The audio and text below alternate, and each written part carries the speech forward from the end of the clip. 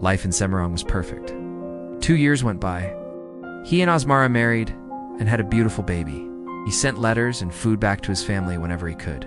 But at work, Luang became a strict and disliked manager, forcing his employees to work exhausting hours, often past midnight. One night, a mysterious, unmarked package arrived for him at the factory. He opened it to find a single, solitary stalk of bamboo. At that very moment, the ground began to shake violently.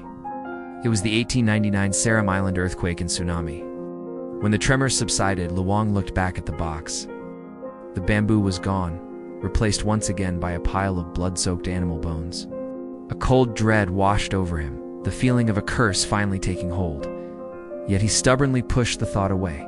In the chaotic aftermath, Luang made a fateful decision.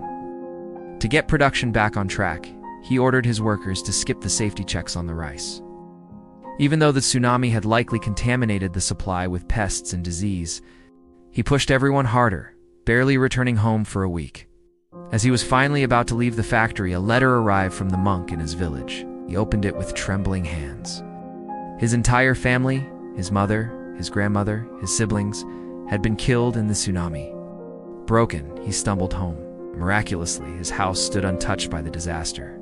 But when he saw his wife, Asmara, his relief turned to horror. She was pale and terribly frail, looking gravely ill. "I couldn't send a letter," she whispered, her voice weak. "The tsunami." His eyes darted around the room and landed on a sack of rice in the kitchen, his own brand.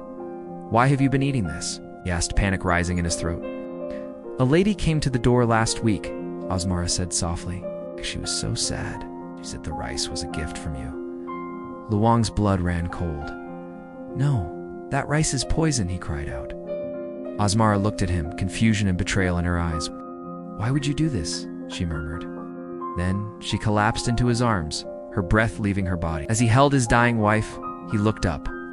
There, standing in the shadows of his own home, was a spectral figure.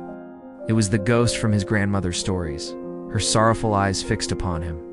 All the grief, the loss, the tragedy of his life, it all coalesced in this one horrifying moment. Luang looked at the phantom that had haunted his family for years and whispered in utter defeat, "It was you. All this time, it was you, the lady." Thanks for watching. Be sure to like and subscribe.